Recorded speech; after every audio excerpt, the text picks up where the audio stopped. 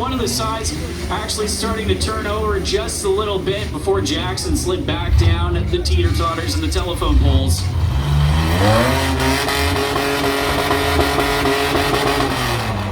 Four-wheel tire fryer there. It's Jackson trying to lay down some more traction.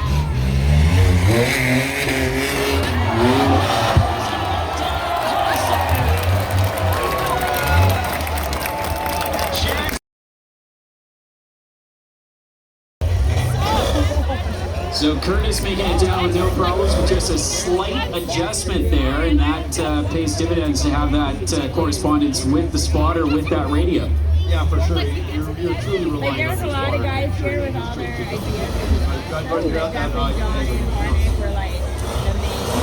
Curtis going a little bit wide there, as there you can see again another indication of some of the obstacles changing directions. Maybe that was a little bit by design so that he could get more of a straight shot there through the gate. One of the only drivers we've seen taking that method on the rock pile. Looks like it's working for us.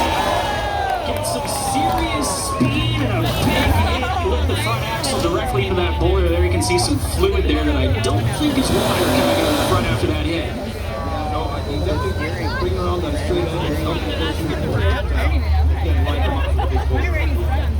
Yeah, the first driver we've seen to tackle that, and the first one we've seen KO one of the boulders with a lot of speed there. I don't know what was that must have been.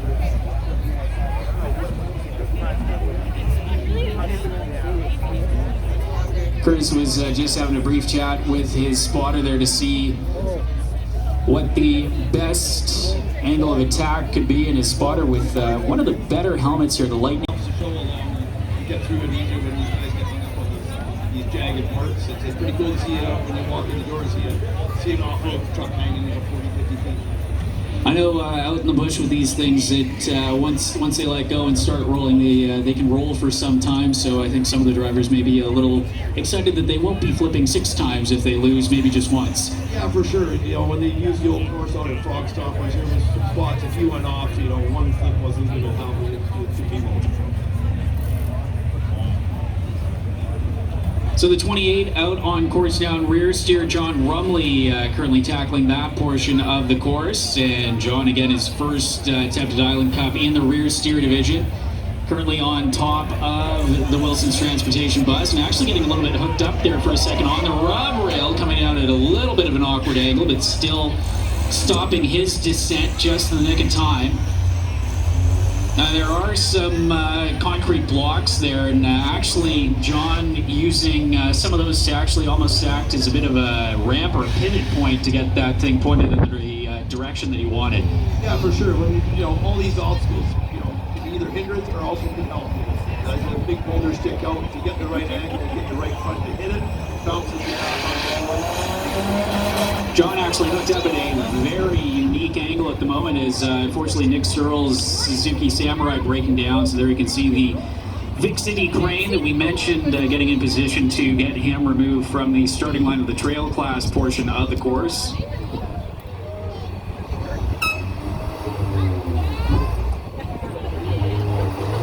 There goes Mike Bowen trying to get lined up and get over the concrete. Mike is almost halfway there, but some of that mud probably getting packed down as well as some of the dirt. So even the run up here, these guys not quite having the traction that they did maybe earlier on in the event.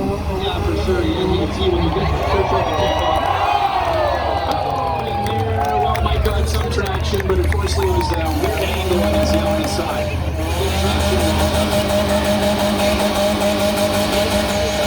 John Rumley completely held up with all 4 wheels in the air, doing nothing on the rear steer portion of the course. He got it through the gate, but that final boulder right in between the 2 logs has been causing a lot of people problems.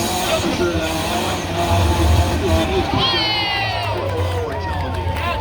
John managing to wiggle his way off of the aforementioned boulder and get towards the final obstacle. And again, those 3 pieces of concrete were almost straight up acting like a ramp, and now a lot of guys high-siding on that final boulder, but John no problems as he negotiates the final section of the course and completes his run, his second part of Island Cup here on day number 1 of West Shore Spring and 4x4 Island Cup. So Nick Stroll's machine will get retrieved.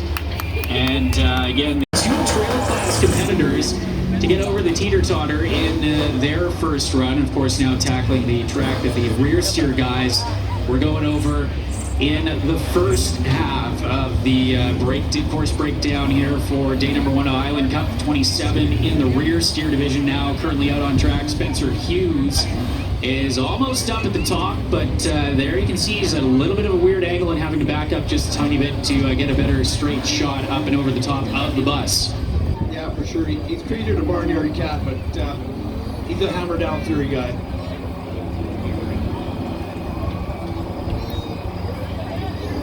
So Mike Boland still trying to winch himself back on all 4 wheels there in the drag axle division. And if you didn't notice, the back of the Wilson's bus there, number 224, where the trail class guys are going over, they've got that machine actually hooked up to the back of the bus, and they're trying to winch it back on all 4s, but it is at a little bit of a challenging angle there sideways, and they're going to have to almost put it back up on its side. There's a little bit of smoke coming out from the back of Boland's machine as Spencer Hughes continuing to work his way through the rear steer course.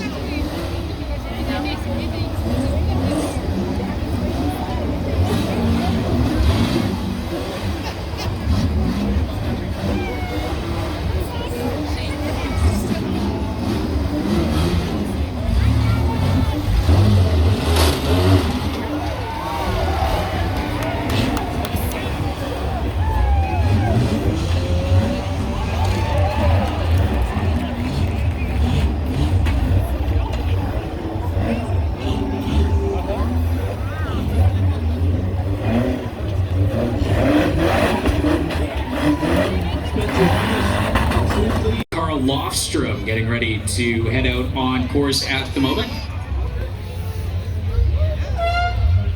KJ Controls, Coastal Powder Coating, he's Venus A White Knuckle Industries machine is working its way up the rock wall, the side of the Wilson's bus.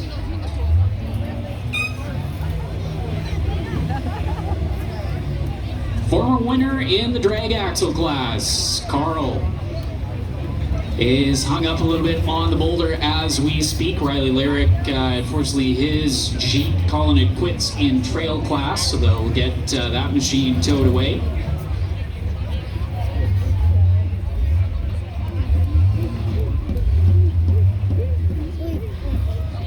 Lofstrom working there with the spotter, trying to creep its way up. Looks like he's got pretty much a straight shot there up on the ramp, so that, if everything goes well, is going to position him in a good spot for the rub rails coming down. Yeah, for sure. He definitely got a lot straighter line that time.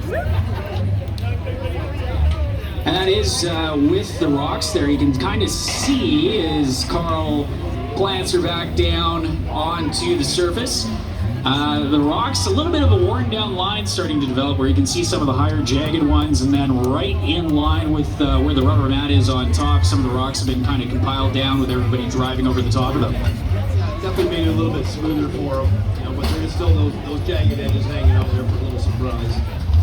The one main boulder that everybody's had some problems with has actually been kind of kicked down a little bit there in between the gate that they have to transition through, those 2 straight up logs, and not as many people getting held up there as Carl Lundstrom finishes off his run, or rather Lofstrom finishing off his run and getting over that final boulder. Some guys are actually kind of kinking almost to the left or right of that final boulder so that they're not high-siding now. Yeah, for sure. That final boulder, if you take it straight on, you're going to grab a dip and it's going to stop you dead in the track. So, and I noticed now that they all seem to be going. And this is going to be interesting to see the transition from the top of the bus and see how he can get onto that rock pile.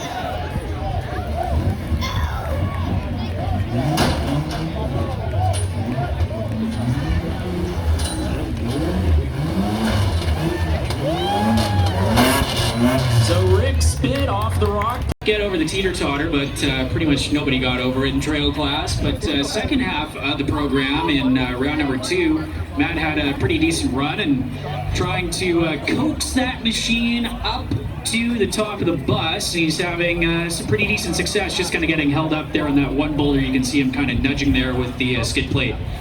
Yeah, for sure. You know, like you said, you can certainly make up. There's lots of areas in here that you can make up some time with. Yeah, that's the thing at the end of today. We're really going to see who's in contention for this one, and that's why tomorrow is going to be so important, is because everybody knows where they stand time-wise, and that's where the boundaries will be pushed a little bit more, and you're going to see that those seconds and tenths of seconds really start to matter. Yeah, for sure. You know, when they get to see their final times on over all 3 courses, they're going to know where to pick up, where they're going to have to pick up the pace, and definitely the guys that are sitting on near the podium are definitely going to bring it. You can see with those DOT tires, they're not quite grabbing the rocks quite as hard. You see some of the bigger class vehicles kind of launch themselves up almost. With this class, you're kind of creeping up the hill to a point until you finally get it to the point where it's up and over that hump that you're trying to get over. Yeah, for sure. You know, you want to try and be a lot smoother, especially you know, you're running smaller drive shafts, smaller axles. If you start getting that, you know, get these trucks hopping, that's when you start breaking parts. Matt is up to the final rock there and almost getting to the roof of the Wilson's Transportation bus. So we will see what Mr. Sladich can do. And he is just a few feet away from getting up and over. But he's just got to back it up just a tiny bit so he can get a straighter shot onto that concrete. As Rob Duff bringing up his rear steer buggy, and the rear steer guys will now try and take on the teeter-totter. What kind of advantage would a rear steer have on a teeter-totter than some of the other classes we've had? Well, you know, it certainly will help when you're lining up or getting up. Once you're getting up there and you're spinning, it allows you to bring your back tires, to bring your rear end back over. It just help you straighten out, but it also can be a hindrance and shoot you right off the side. So Matt Sladich up on top of the bus and creeping his way down, trying to get to the other side.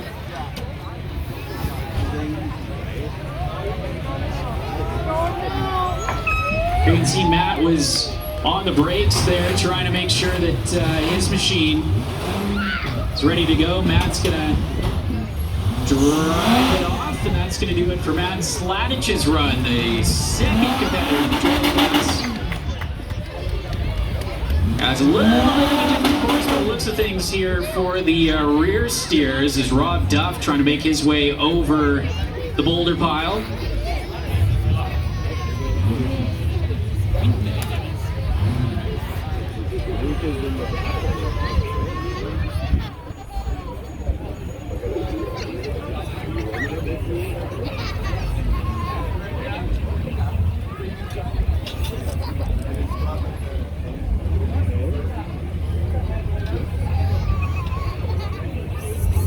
So again, just an indication of the varying courses that can come into play here for Island Cup, and definitely different ways to utilize these vehicles, as I believe Rob trying to get around the outside of what has been the gate that these guys have had to negotiate around.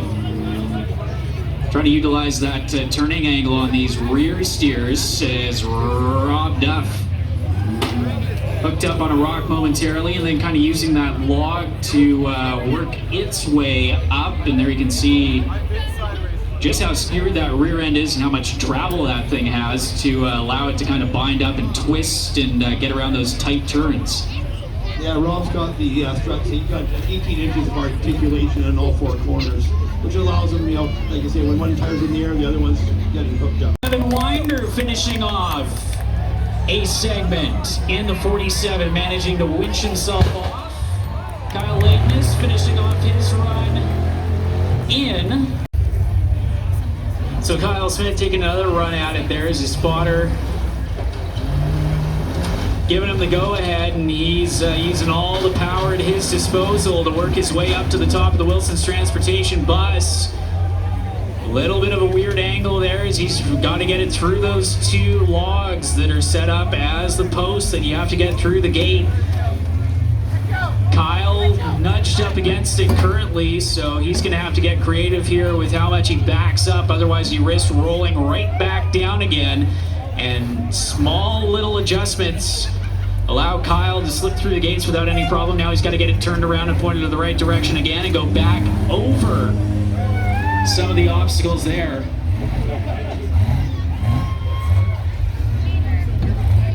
Carl Lofstrom next up in the rear steer division as Kyle Smith getting creative with the turnaround there. And sometimes you paint yourself into a box where you have to make those very small, minute movements with the wheel, and that costs you a lot of time there when you get yourself in a situation like that. Yeah, for sure. Sometimes you want to take that a little bit extra time to make sure you straighten out your line. These guys are rushing for time, so.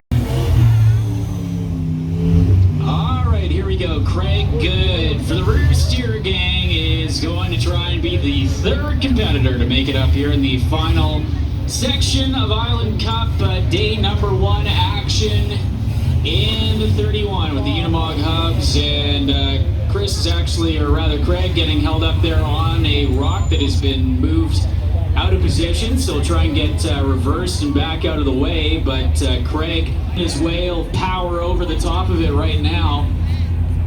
We'll see if he can get it in line to try and get up and over the bus.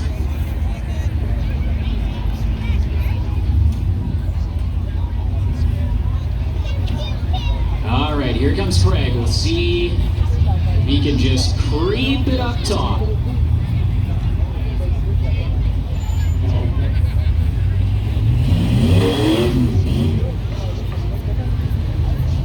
Well, the front tires were touching the bus for a second, but then, like so many others, it just rolled its way back down.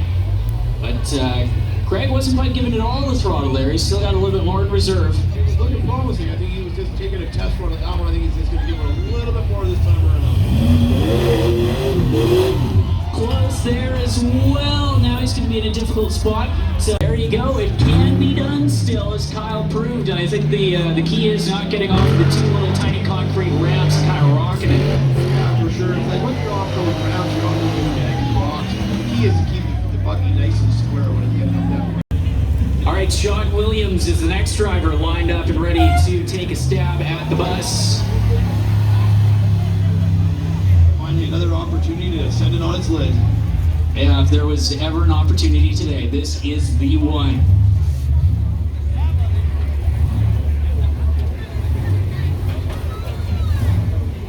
John has made his way over to the culvert, and as Kyle proved, you're going to have to take a few stabs at it and get the thing rocking to get up and over the bus. That pretty much perfectly, so it's not going one side to the left or one side to the right.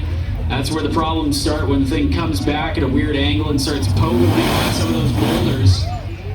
Sean, big on the throttle early, and I think we've again proved that you're not going to get up there. So when they do get too hard on the throttle, it sends the thing skywards and then comes back up at a weird angle. Then you miss those 2 little ramps that help you get up on the car. Almost got up. All right, here he goes again.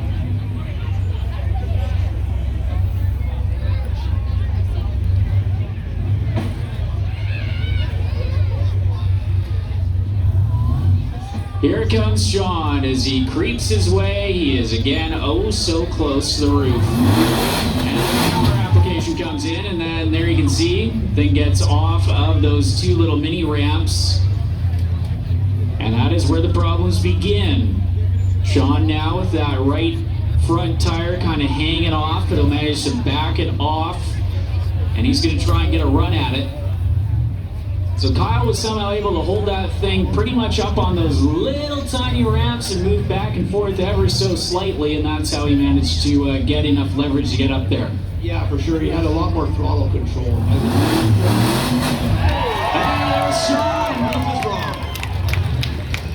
Well, if you just catch it at the right angle, then you just need no throttle control at the same time. So Sean Williams, back-to-back drivers for the first time in this part of the course, will get up and over the Wilson's Transportation bus. And a good run there from Sean is he'll clear it. Next up, the number 19 machine, Curtis Warner. Curtis in the drag axle class. We will see, still waiting on our first drag axle competitor to make it up and over the bus.